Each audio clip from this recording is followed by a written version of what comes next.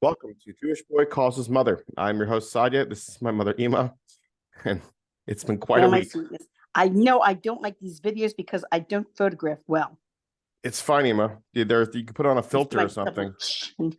Lift if you move the video, yeah, Yeah, and then you kind of filter it out and see if you can put a filter on your on the double your chin. face. Yeah, it's fine. There's plenty of ways to hide it. Um, so Yes, I'm sitting here nicely with my body armor sugar water. water. Yeah, it's cool. It's cool. I think of all the different vitamins and hydration drinks. Hmm. I've tried a lot of them, and by the way, this is not a sponsor of ours. This is not a No, no, I don't think we. commercial. But I think we're gonna get I just found the coconut water. Yeah. It seems milder.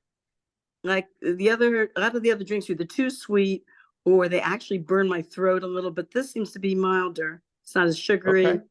I really, it's really good for electrolytes. So, I was going to ask you how your week was, because for me, it was more of like, it was just kind of hectic. Trying to avoid doom scrolling, trying to say to him and just do what I can to get better at everything. And, like I'm trying to like say, do Natilas Yadayim more, um, trying to avoid Lashon Hara, trying to make minyan. Um, and I've been seeing more and more people doing what they can, and every bit helps, you know. And I think it's something that we can all come together and work towards, to just work on ourselves, and then as a giant, mass conglomerate, we will. I feel like, in a way, it does a lot of good. I found that too. And as a matter of fact, Menachem, your brother who's a shliach now in Corvallis, was, was talking about how many students who have never put on tefillin in their life Mhm. have come to the Chabad house there, and when he goes around campus have actually started putting on tefillin. It's like last night I went to this Charabeh. It's one of these it's a Jewish woman's unity type event, and we all they you go there. It's very interesting. You go there, and usually they give you an apron, they give you a bowl, they give you everything. This time they asked everybody to bring their own mixing bowls and their own aprons. But you get there and they have all the ingredients, like with measuring cups, everything on a table laid out for you, and with a group of women. And you there's usually it's very, very Levitic. There's usually, they after they make the challah and it's rising, they usually have music and they have dancing. This challah bake though was more of a had more of a serious event because of the events that are happening in Israel. The Rebbitzin, after everybody, made mixed the ingredients and covered the dough and let it while we were waiting for it to rise. She read a letter from a shalucha in that's the wife of one of the shaluchim in Potomac, Maryland, whose son is in the IDF, and it was a very poignant letter about, despite it all, being trying to be besimcha. That's I've noticed there's a big emphasis on on the best way to fight our enemies is to be besimcha. Yeah. Despite what they're trying to wear us down. And we have to show that we're not being worn down. That, as a matter of fact, we're continuing to live as Jews, and we're that much happier in our Jewish practices. Then there was a woman, an Israeli singer who lives in our community, beautiful voice, sang some lovely songs, but usually she's like singing like very, very Levitic type songs. The songs she sang were like Alcheinu, and songs that had more of a, serious note. We all said Tehillim together. And there was one point where she actually started crying. She could barely sing. She was you know, she was so like overwhelmed by the events. And it was also very touching. It was very spiritual. It was like more serious and more spiritual Yeah. than other Charabegs I've been to. No, Um, it's and I I accidentally spilled a whole container of oil. oh gosh. I was reaching for something in the whole container. No, happy. I picked up the container of oil to measure it out and to pour it into my dough, and it slipped out of my hand. Oh no. I don't know, but if there's any, for some reason, if there's anything to be spilled or ruined, for some reason, I managed to do it. It's the talent. No one else, just me. Uh, well, it's funny. I was gonna not funny, but like it was interesting. You mentioned about the woman singing and then like breaking down a little bit because I was watching a few clips, and one of them was Yisha Ribo, the Israeli singer, and I've seen plenty of clips, different times. He's going all over Israel to like entertain the troops, entertain people that are in the hospital, entertain everybody. And there was this one particular video where he's singing unfortunately at a grave site for a person who was murdered, and he was just trying to sing and he was just breaking down, and I couldn't.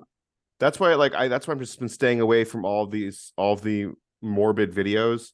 I feel like I can't. I don't think it's appropriate now. I think probably, in my opinion, probably in about 10 years, I'll take a look at it again, and I'll probably go ahead and be able to deal with it. Yeah. There was one time, whenever people mention the Holocaust or read stories from the Holocaust or I see pictures, I start crying. I really do. I can't. It's like it really hits me hard. And I thought to myself, why should I have to feel so sad? Better our enemies should start feeling sad. Yeah, I They don't think they do. they should feel this, not us. We're not the ones that did this. Well, that's what I was having a conversation with a friend of mine when it first came out, and I'm not sure if I said this to you yet, but we had this whole argument because he felt Lav Dafka, he should really watch the videos, for the people that are going through this. And me and my friend who lives in Israel right now, who is in a bomb shelter, you both said like, no, these videos they're not trying to commemorate the people there. They're not trying to document the people there. The videos of the murders and things like that, it's there to terrify you. It's there to, really bum you out on purpose. Like you're not supposed to really look at these videos. That's why luckily they released 2 hostages today, but I don't know if that was just like trying to placate to the BS and trying to show off like, oh, look at me, we can really release the hostages. It's Israel's fault, like trying to deal with that BS. But I kind of was wondering, I'm not sure if I asked you this last time, and stop me if we talked about this, but the Yom Kippur War comparatively to what's going on now, was there anything, I guess, similar, or this feels a little Yeah, different? I remember when the Yom Kippur War started. The first thing that Egypt said was that the Jews started it. Okay. And I remember this. I don't know if he was a congressman or a senator or was somebody in the State Department. So of course, he got on television and he said that he said he had many Jewish friends. And quite honestly, for Jews to start a war on Yom Kippur was very unlikely. Yeah, I mean that's kind of where I think it's interesting because for like it was literally for like maybe 3-4 days there was this actual care and sympathy for the Yidden across the world, and my morbid thought was like, I'm going to see how long this lasts. And sure enough, it's been 10 days and already the script's been flipped over. Everyone's blaming Israel, like all that BS that happened with the hospital. Like everyone rushed and first off blamed Israel, second off claimed it was a hospital, third off said there was 500 people dead when it wasn't Israel, it was the parking lot, and like maybe 10 to 50 people were injured. maybe dead. Like Mhm. it's just I mean, people can't get what the new. There are a lot of news commentators that can't get the fact that even Putin came out and said that his intelligence from Russia and his technology from Russia showed that the missile did not come from Israel. And so people are saying it's, if someone like Putin can make a statement like that, come on. yeah. Then you have Rashid Tlaib and everybody else, all the other Oh squad gosh, BS, just spreading libels and getting Jews, she beaten should and be killed. impeached. She should be She impeached. won't. They should do She something won't. to Nothing's gonna discipline her. happen. Nothing's gonna happen. We're gonna have to just deal with this on the internally by just davening and being better Jews because nothing else will happen. I hope Mashiach comes as soon as possible. That's the only thing I can think of. Yeah, but You know? I'm, you know what? I believe the same thing, but I also believe that when you've got something like that sitting in Congress, Yeah, it's a problem. every effort should be made to bring her to face the It's not legal. gonna happen. Look what they did. Look what they did to Trump. Trump barely had, they charged Trump with causing a riot.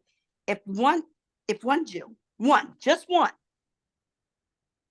is injured or dies, God forbid, because she incited this, for sure, every possible lawsuit should be brought No, against her.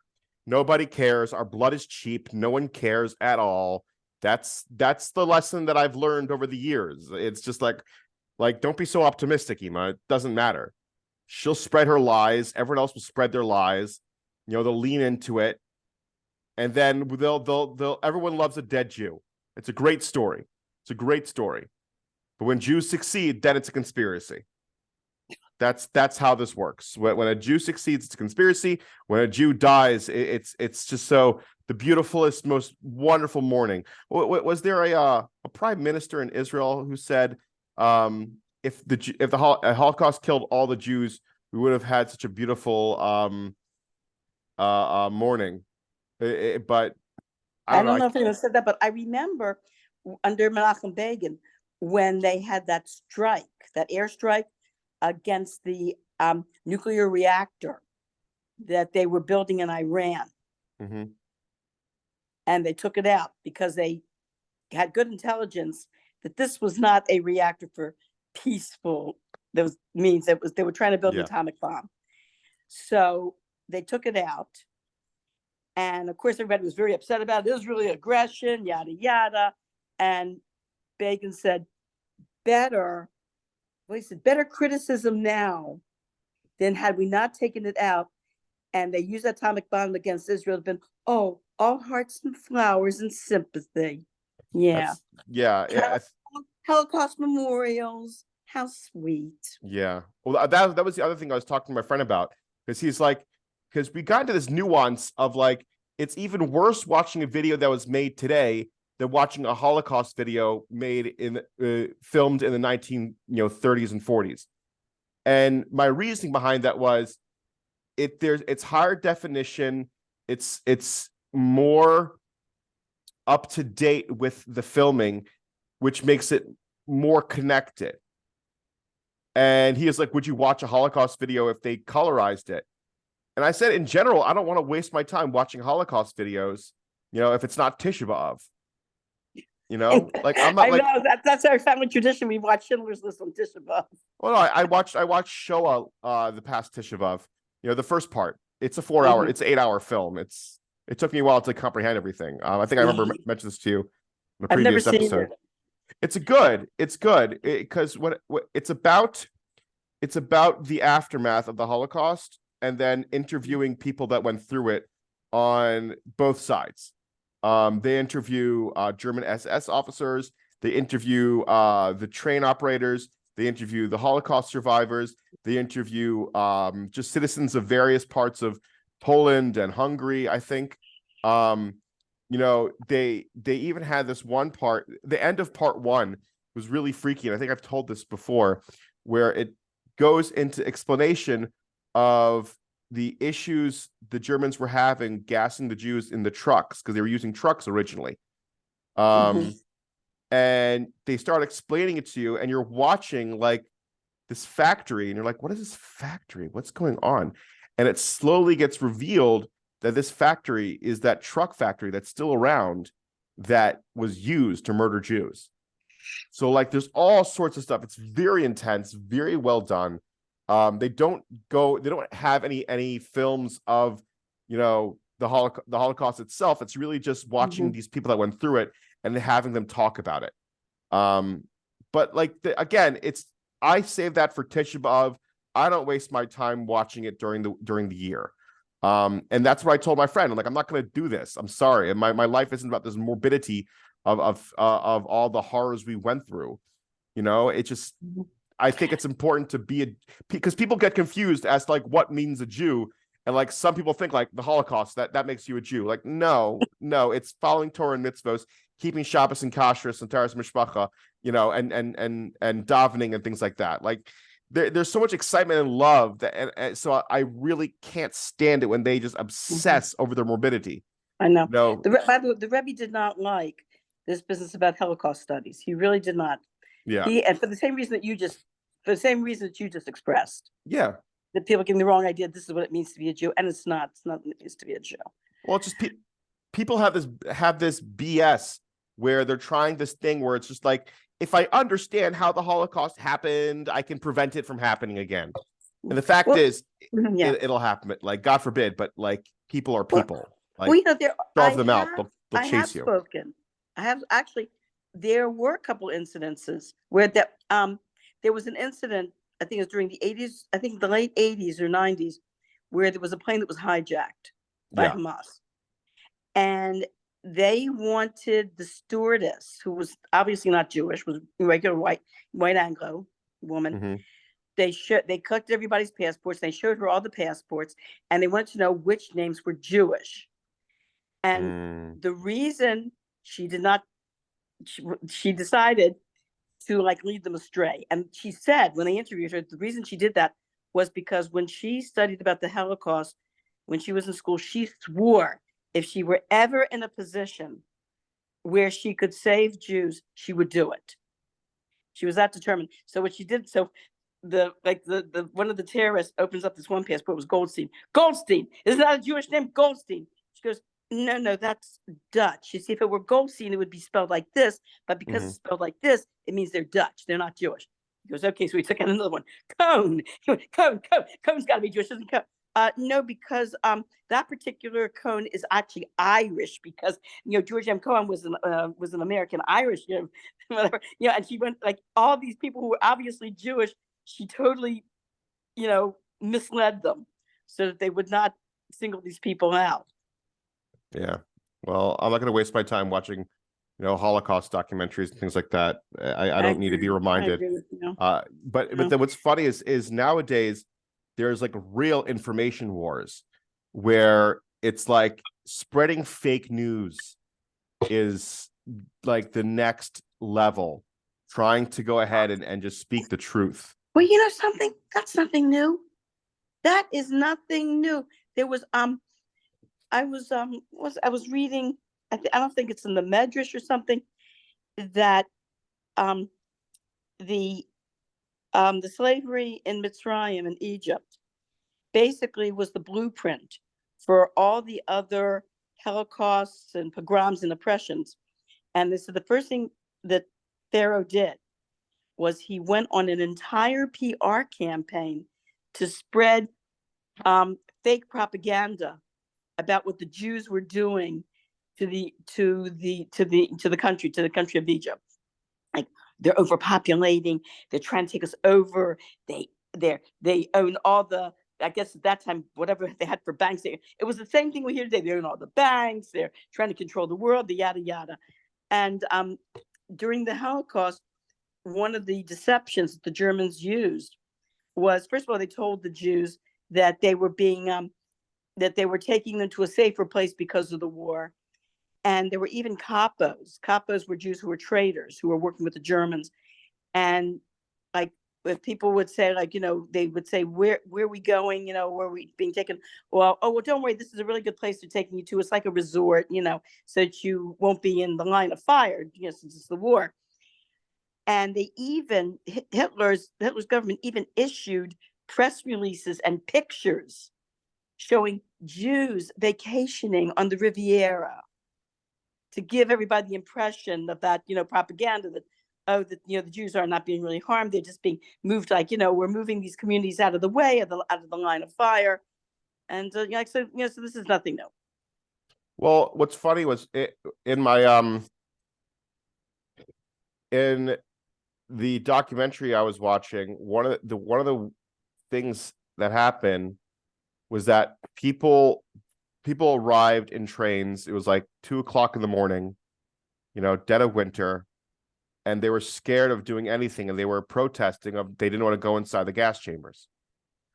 So one of the SS officers, like the head officer, was getting very frustrated. So he went on top of the crematorium, the gas chamber area, because the way it was shaped is that you went down so you can climb up. It's a whole thing, so they can pour in the Zyklon B.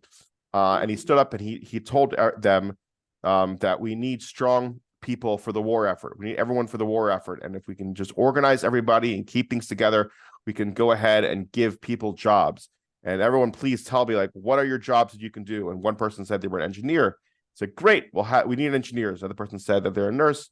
He's like, fantastic. We need a nurse. We need all of you. Please just go through. We need to delouse you, and then, we'll give uniforms, and then we will start the rest of the war effort. And then everyone started like calming down and like started stripping naked and going inside the gas chambers and the showers. And then he like told the other officer, he's like, see, that's how it's done. And then they went in and then they gassed them.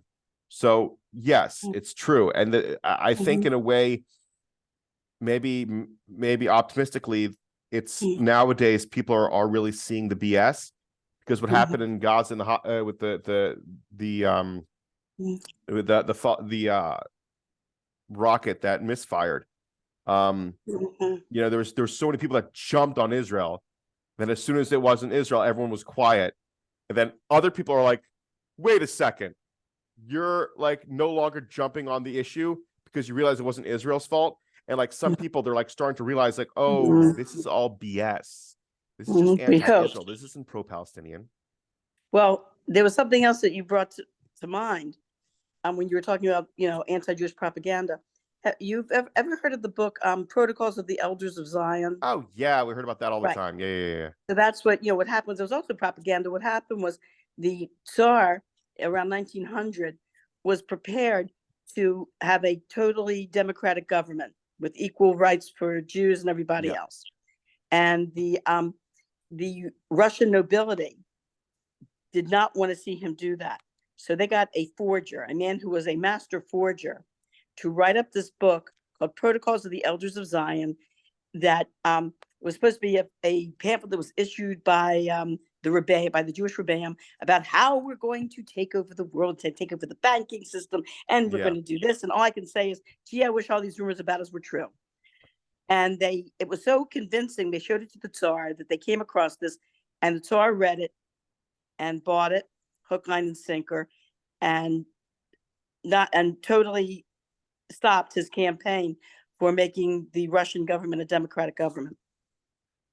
Yeah. That's what I'm saying. Like, falsified information, I guess you're right, is nothing new, but I'm hoping that like people finally ask for the truth. People finally are standing up for the truth. But I think it's also interesting. I was listening to some. I went to Walgreens today. I got my second booster shingle shot. So while I'm sitting there were a number of people sitting around me, and a couple of the women that we were like discussing, they were Jewish. Some of the women that were sitting near me, and we were discussing the situation with Israel. And so one of the women was talking about how there's so much like virulent anti-Semitism on the campuses of what are supposedly high levels of space bullshit. Harvard and Yale and all these great universities, and I mean crowds yelling, kill the Jews, gas them, all horrible things that people are yelling. And I remember a rabbi many years ago was talking about um,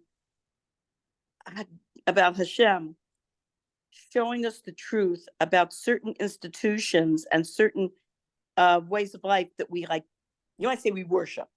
And he gave this example. He says there was a farmer that had a field and the crows were eating his crops. So he put up all these scarecrows.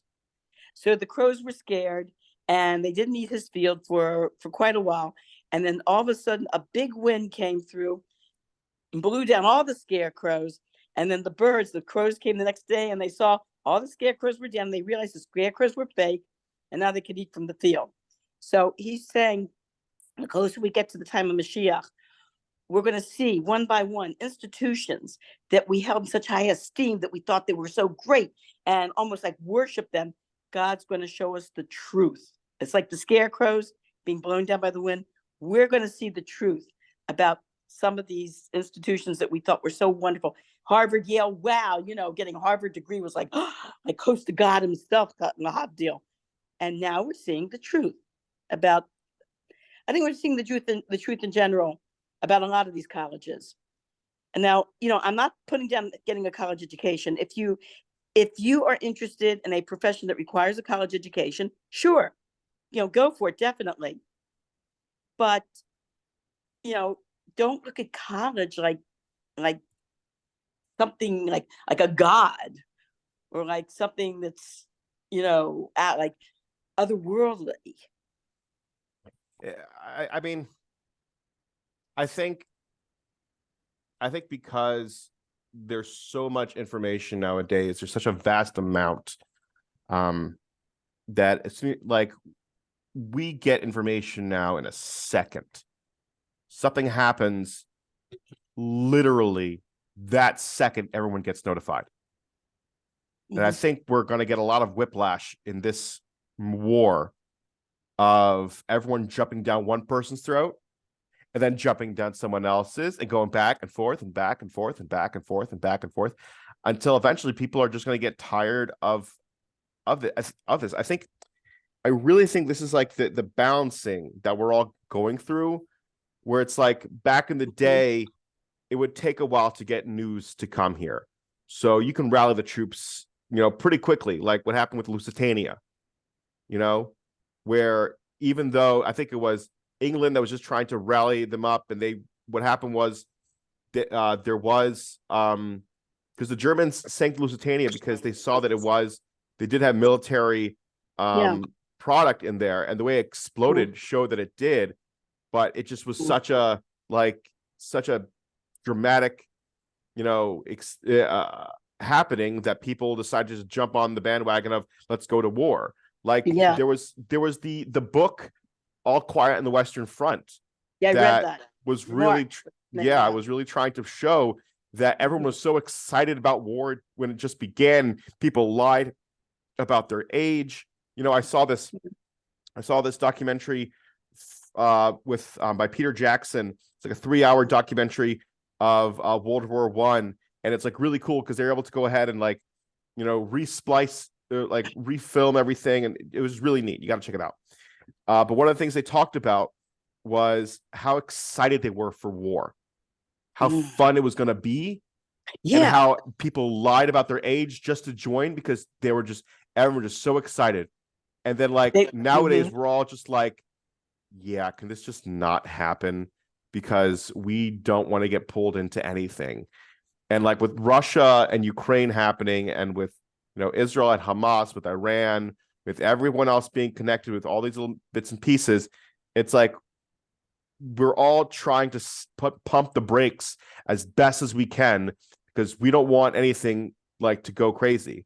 You mentioned about World War One. Yeah. There's a famous propaganda movie that was put out called The Big Parade.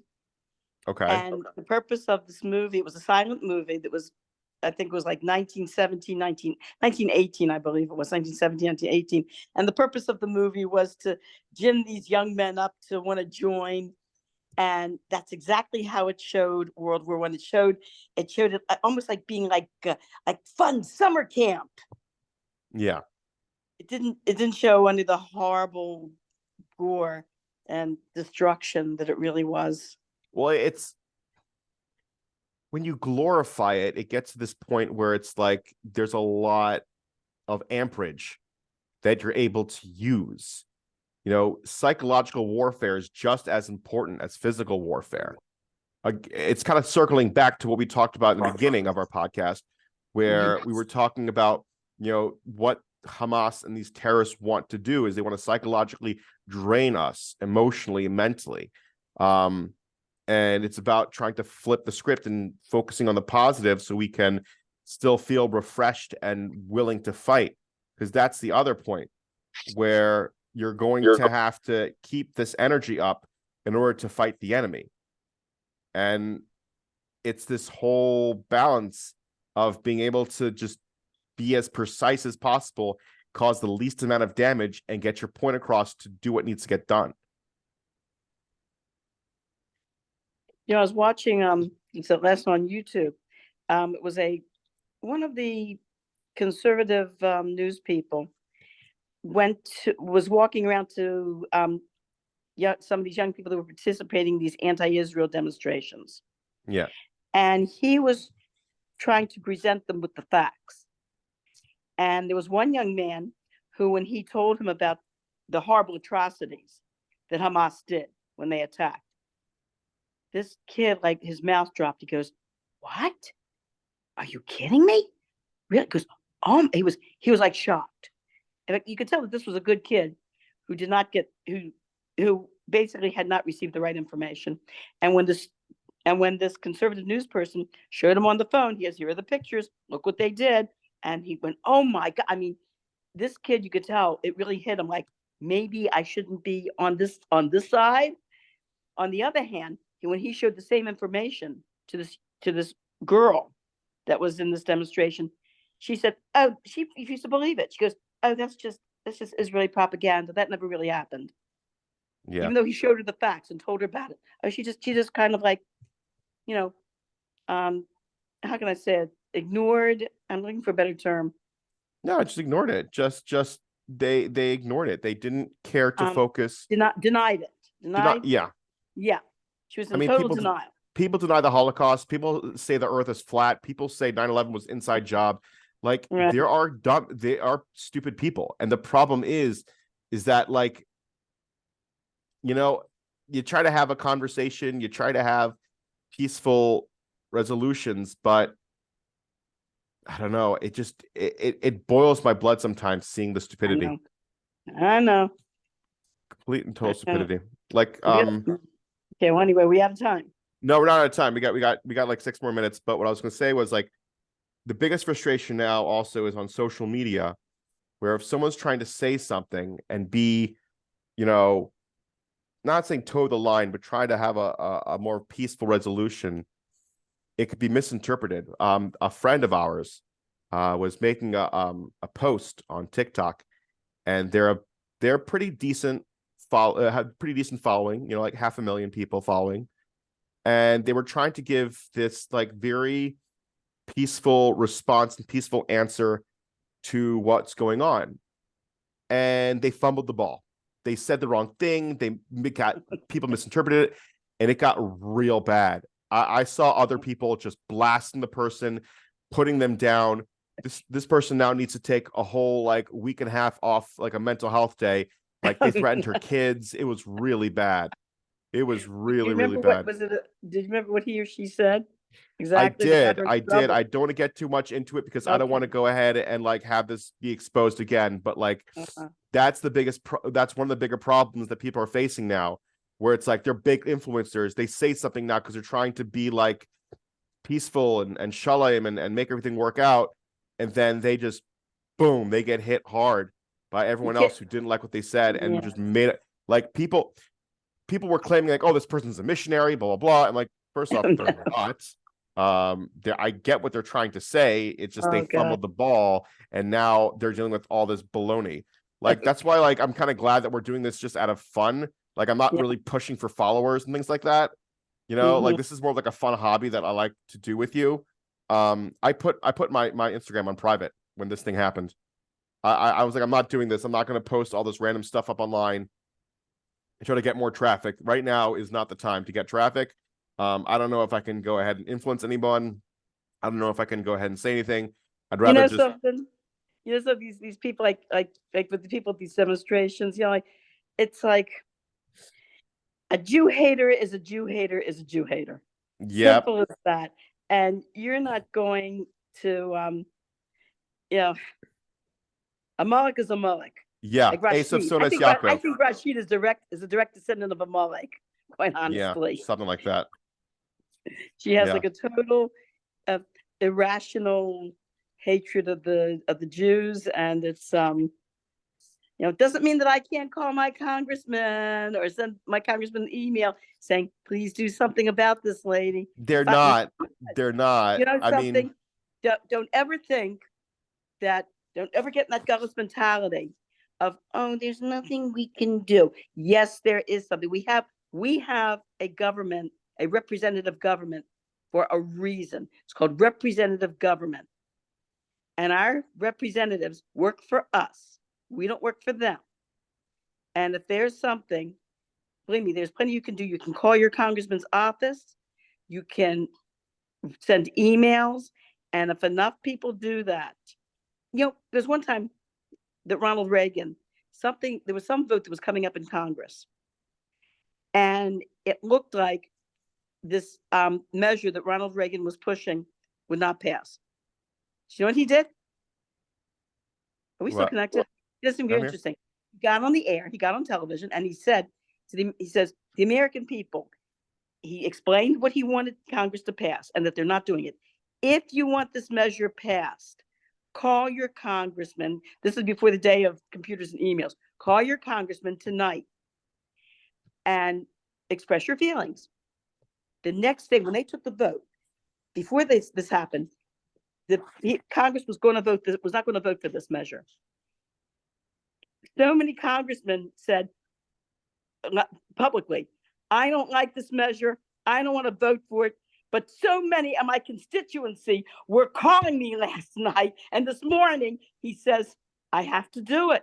Too many people were calling, and it passed. And that goes to show you, if enough people, Yeah. they're going to call and they're going to send emails, enough people do that, they can't ignore everybody. I mean, honestly, I could quickly check, but I think Rashid Tlaib, she's She goes by the initials of BITCH. yeah, right. The Republicans are outraged. She's basically splitting the Democrats. Like, people aren't happy with her. No kidding. But I don't know. I think maybe that's the whole style of, you know, be like a rebel. Like, everyone hates me, but they know I'm right. Well, It just adds more fuel to the fire. It doesn't. My point I'm trying to make is, nowadays, I feel like if you start we're running out of time, but like, you start arguing with someone online, it's pointless. But we'll talk. Arguing, but you can just, you know. Yeah, like we'll talk later offline. Person. I know, Okay. but we could talk over. We're running out of time. Okay, okay. Have a great Shabbos. You too. Thank you, honey. Shabbos, Love you. I'll talk to you. Don't Love worry, you. I'm Yisrael Chai. Yeah. Mashiach now. Mashiach now, Chiyamelech. Amen. Amen.